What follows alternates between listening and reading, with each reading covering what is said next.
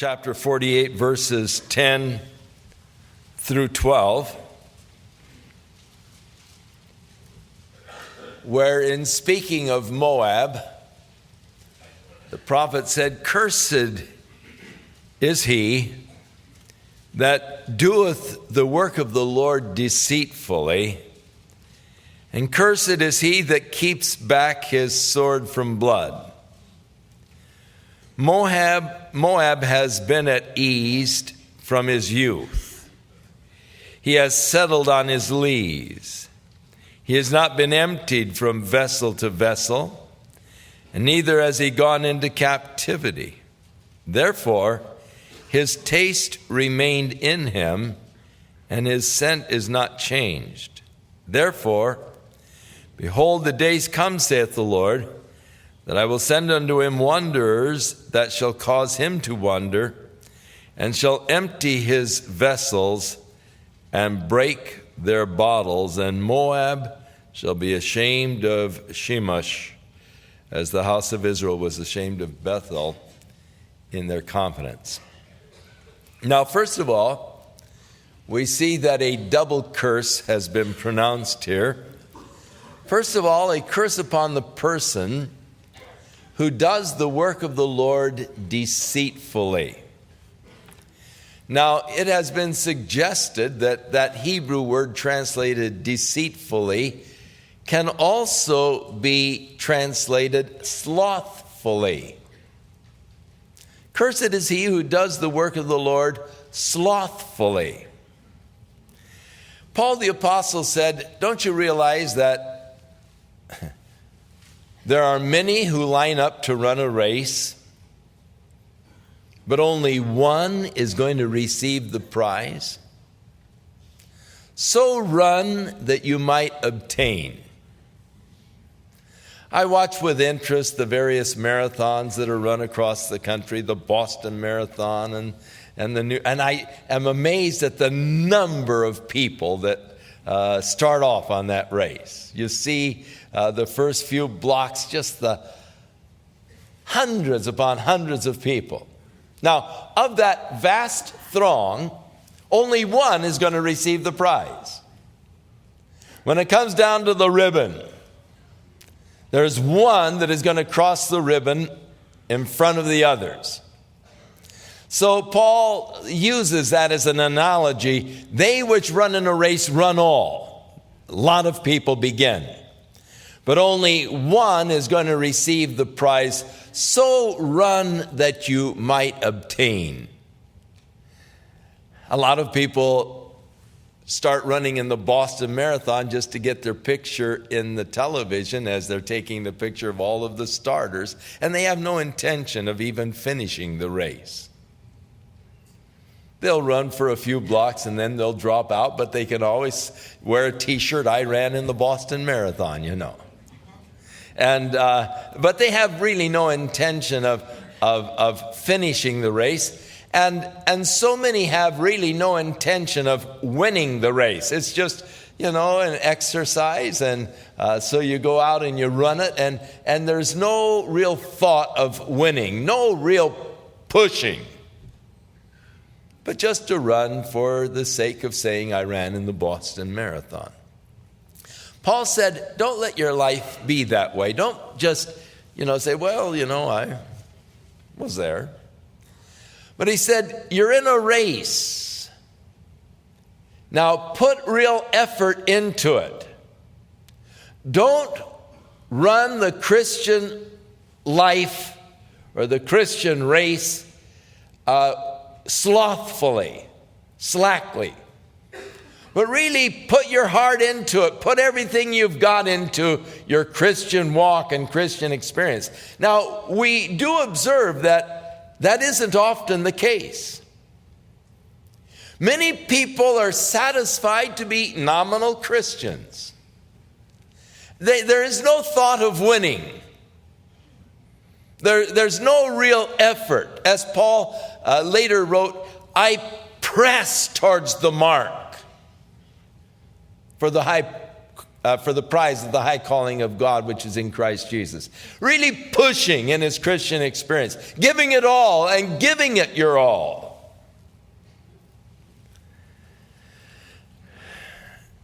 We can observe so many people that, as Moab, are doing the work of the Lord slothfully. Their heart isn't really in it. It seems to be more of a duty than a drive and desire. Now, many of you sitting here today are guilty of just that, doing the work of the Lord slothfully. Your commitment to Christ on a scale of 1 to 10 probably comes in somewhere around 5 or under. Christ has a place in your heart and life, but he isn't your life. You can't really, with Paul, say, and when Christ, who is my life. Oh, he has a nice, ordered little place, and you give him a certain amount of your life and thought and time and energy, but very little in comparison with the thought and the energies that you're giving to other things. Your rating as a Christian would probably be somewhere in the category of lukewarm. You're neither hot, nor are you really cold. But it should be noted that God isn't satisfied with that kind of a commitment. The Lord said, in the day that you seek him with all of your heart, in that day, he'll be found of you. So, God oftentimes allows things to happen to us to shake us out of mediocrity. Disturbances, tragedies are allowed many times to just sort of shake us loose from this lackadaisical kind of an attitude that we might possess towards the Lord and the things of the Lord. There are those who are doing the work of the Lord deceitfully. That's a tragic and terrible thing, and unfortunately, the media today is exposing a lot of these people who have been guilty of doing the work of the Lord deceitfully. The second curse is upon those who kept back their swords from blood. Now, this goes with the slothful attitude. Those people who will not stand up for a cause. It's sort of a peace at any cost mentality.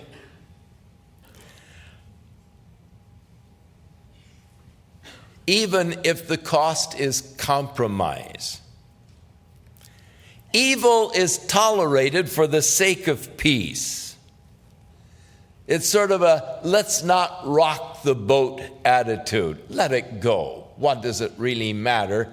And thus evil proliferates. Evil often prevails in a society because evil men are active and good men are passive.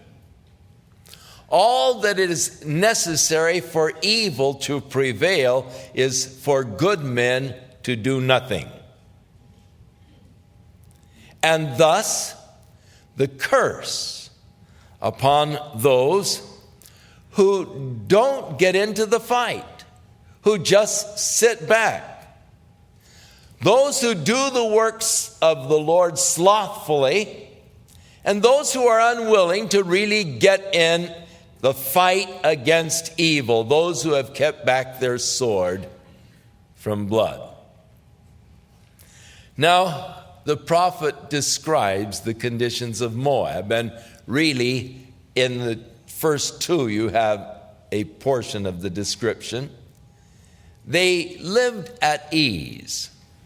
Moab has been at ease from his youth.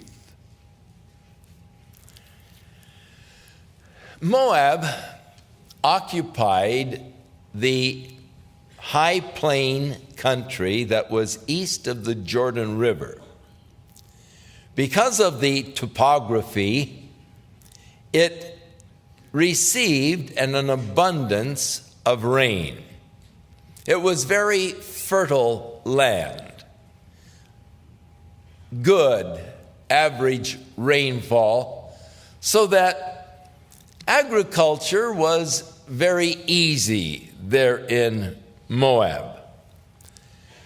Many times when a drought would be experienced by those in Israel, Moab had sufficient rain. In fact, you remember in the Bible story of Ruth that Elimelech and Naomi, as the result of the drought there in Bethlehem, decided to sell out and to move over to Moab, because it was an easy place to live. It was great farmland, and agriculture was easily developed in Moab. It was known as the wine-growing country, among other things.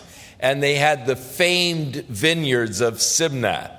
And that is why the prophet uses winemaking process to describe the things that were going to transpire to Moab. Moab was far away from the coastal plain. In fact, this great African rift through which the Jordan River flowed, the Jordan Valley, formed sort of a natural defense for Moab. The coastal area of Israel, Egypt was one of the major dominating powers of the ancient world. The other powers were Syria, Assyria, Babylon, Persia, and the natural concourse between the two places was the land of Israel. So the land of Israel became the place of confrontation many times in history, as the armies of Egypt were moving north, or these armies of Assyria and all were moving towards Egypt. And thus there was this necessity of being strong and to stand up, or you're going to be run over. Not so with Moab. Being over there in the east side of the Jordan Rift, or the valley, they dwelt with a lot of security. It wasn't a place where other nations were apt to march. On the east of Moab was just desert land. And so there was no danger of being invaded from the desert country, which was sparsely populated, and they were just out of the heart, or the hub of things, and thus they were dwelling at ease. Never really troubled much, never troubled with the world's problems and with the conflicts of the world. They sort of lived in an easy little nest over there on the east side of the Jordan River, and had been at ease from her youth. Never had really had much of a problem. They had never been taken into captivity. They didn't know the hardship of being conquered by other nations and taken off as slaves and captives. It was just an easy life. And the consequences of this life of ease is described in winemaking terms. And so, because Moab has been at ease from his youth, He has settled on his lees. He has not been emptied from vessel to vessel.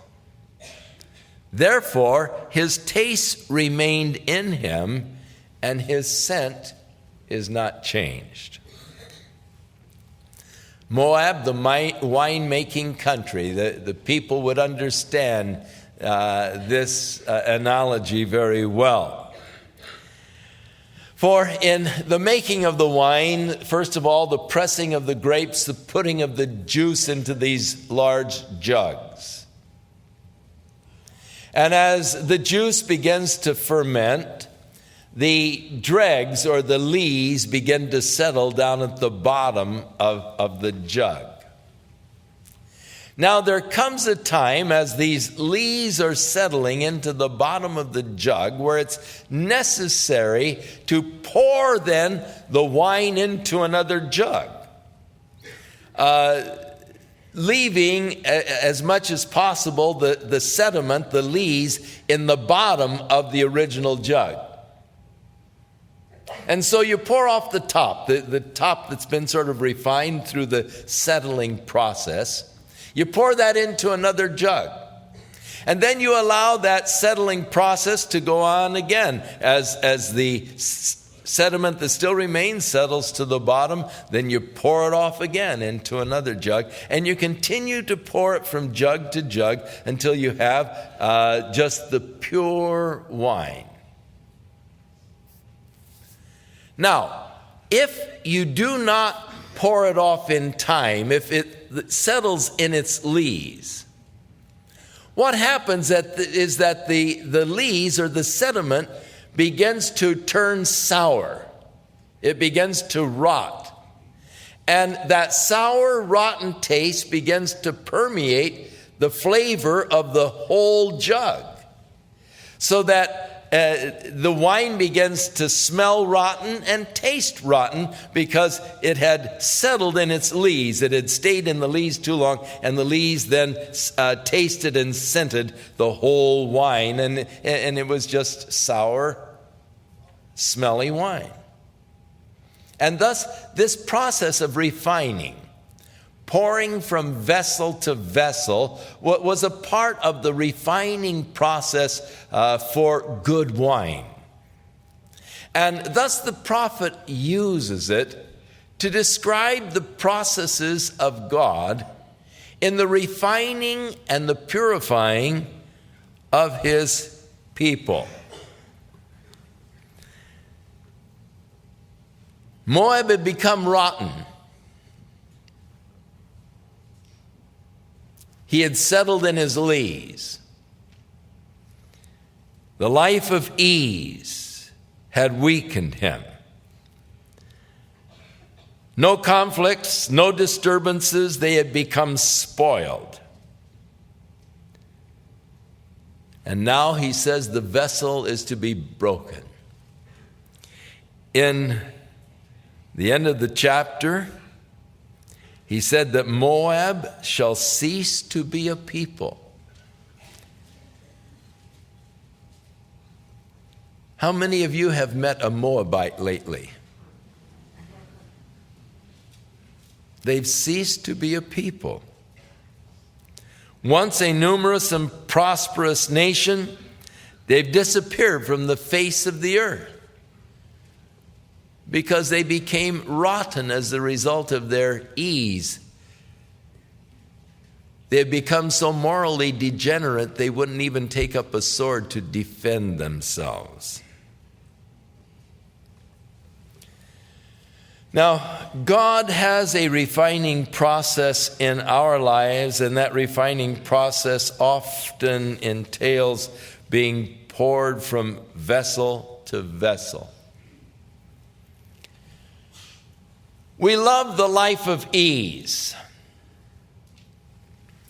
So much of the products that are on the market today are designed to make your life easier, so that you might have more free time for yourself and your own pursuits. We hear the phrases, "Oh, take it easy, man. Easy does it, bro. And it's just, we love that easy life.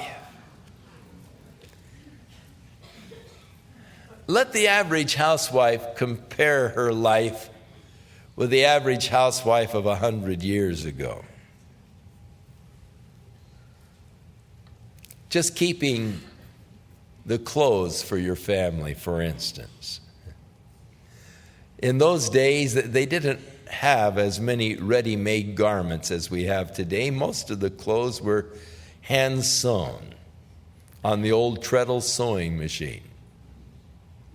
You'd buy the pattern or you'd make the pattern and you would sew the clothes for your family. The clothes were washed in tubs. Many times the water was drawn from the old pump in the backyard, put on the wooden stove to heat. And they had what they called a scrub board. And the clothes would be scrubbed on these scrub boards in these tubs and then rinsed out and then hung out on a clothesline. Some of you don't even know what a clothesline is.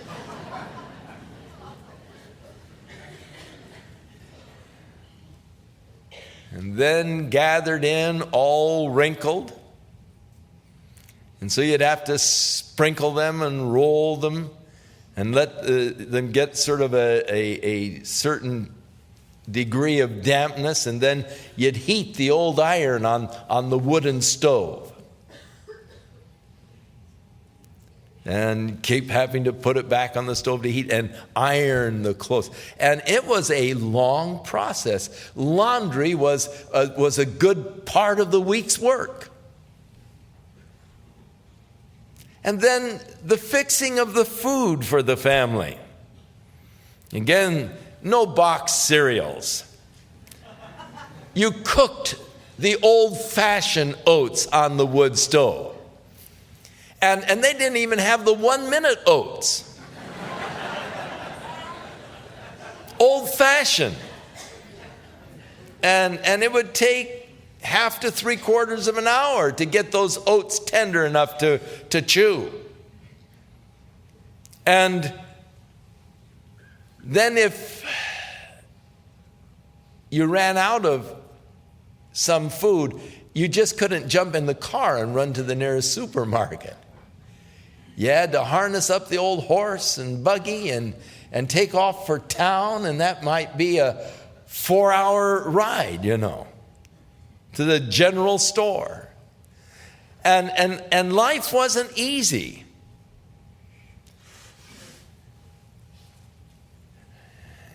You go out to the barn to milk the cow.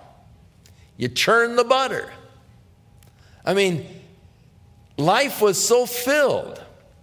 It was such hard work that the poor women in those days didn't have any time to just sit and reflect on how bad their marriage was. Or to fantasize how wonderful it must be to be married to Tom Selleck as they read the modern romances.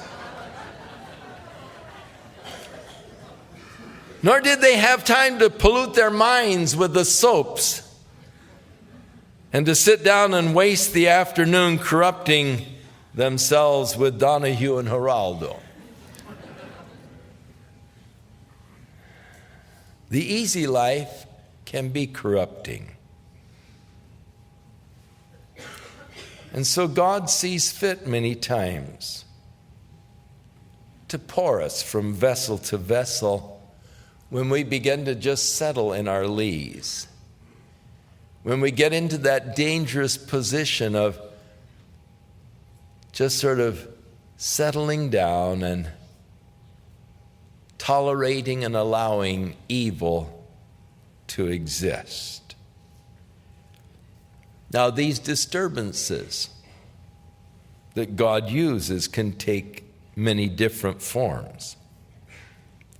It can take the form of illness. It can take the form of the loss of a job. It can take the form of an accident or a notice from the IRS. many ways that God has of disturbing us. But the effect and the net effect of these disturbances are to turn us again to God, to calling upon God, to a reliance upon God, to once again begin to seek God. Our lives were in danger because we had begun to trust in just our job security or in our bank account. And in our idle time, we were polluting ourselves. And so God will take away the idle time. You have to go to work to help the family meet its budget.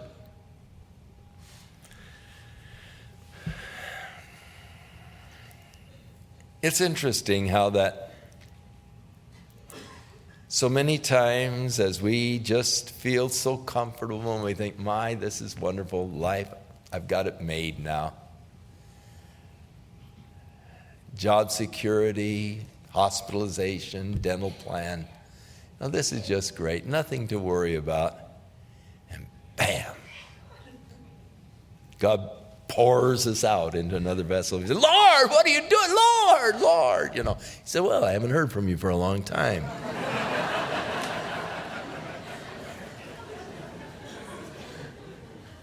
Just how are you doing?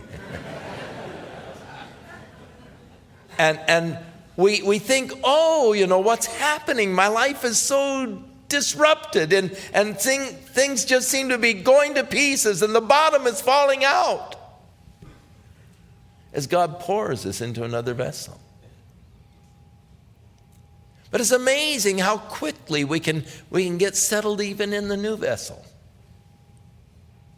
And how we begin to adjust and all until we've got things worked out and all. And we think, all right, this is great, nice, comfortable, and poured into another vessel. And God continues these disrupting practices in our lives in order that we might just trust in Him and be forced to trust in Him. That we would not settle in the lees. That our lives wouldn't take on the taste of the world. And God uses these disruptions for His purposes.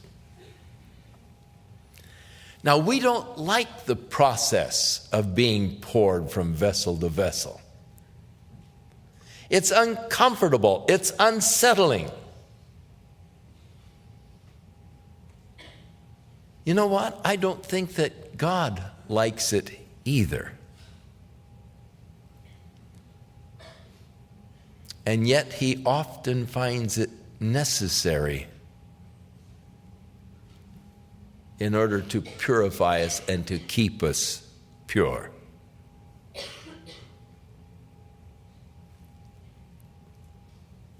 Thus, what should be my attitude towards the disruptions in my life, the disturbances that often come?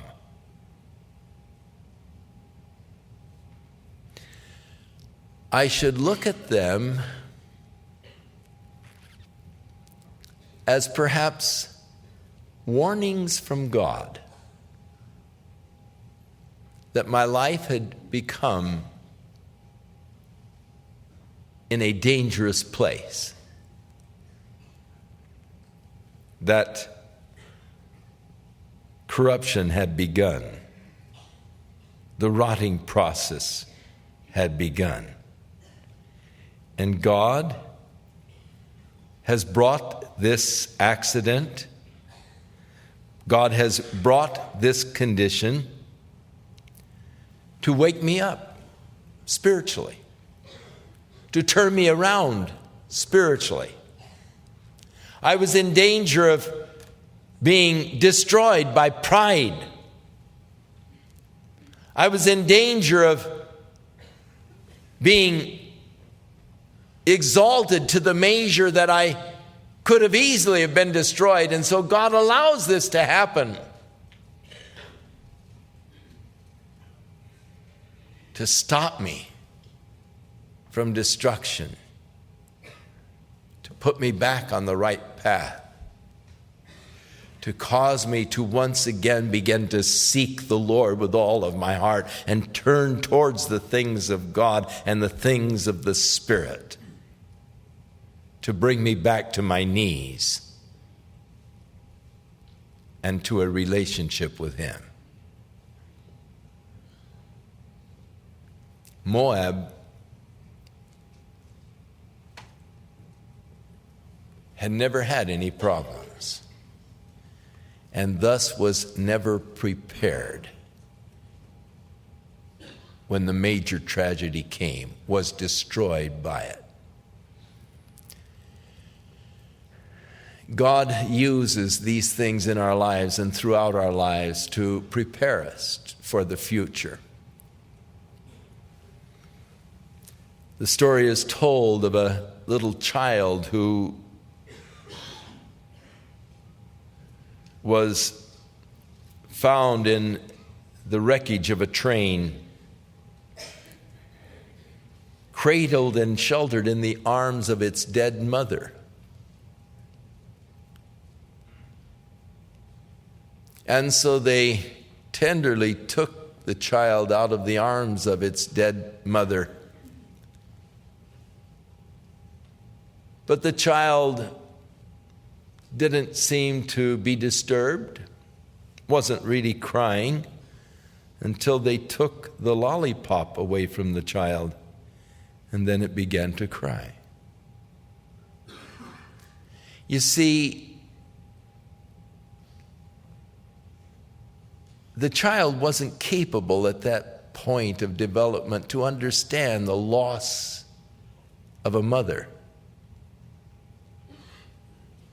but did understand the loss of something sweet, the candy. Throughout life, it begins with little things, but they are to prepare us for the greater things. And disturbances come often early, as God is working and using these to develop us into the pure, wholesome person that He wants you to be. God's refining process, His desire is that our lives be pure, unscented from the world, the things of the world. And to bring us into that purity, He so often sees necessary to pour us from vessel to vessel. And so, my son, despise not the chastening of the Lord. Whom the Lord loves, He chastens. And by His Spirit will do those things that are necessary to bring you into full conformity with the image of His Son. Thank you, Father, that you care and that you love us, and that your desire is for our best. And Lord, thank you that when you see us settling in our lees,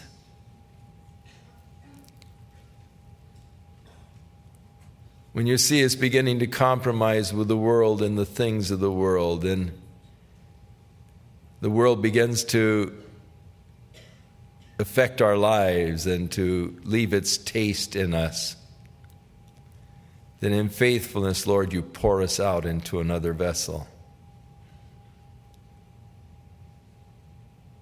And so, Lord, continue your work, pouring us from vessel to vessel, as through the process of disturbances, you make us what you would have us to be, pure, for your glory. In Jesus' name. Shall we stand?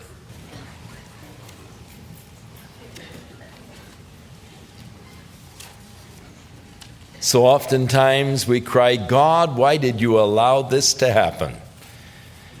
There is a purpose. There is a purpose. It's a good question, why, if you're really seeking to know why. Sometimes we say it just out of, we're upset. Why as a challenging of God. But in reality, you should be seeking, Lord, why has this happened? Why have you allowed this to happen? Knowing that all things are working together for good. Let us find the purposes of God in the disturbances of our lives. May the Lord be with you, bless you, and if you're in that condition of settling, may He disturb you this week for your good.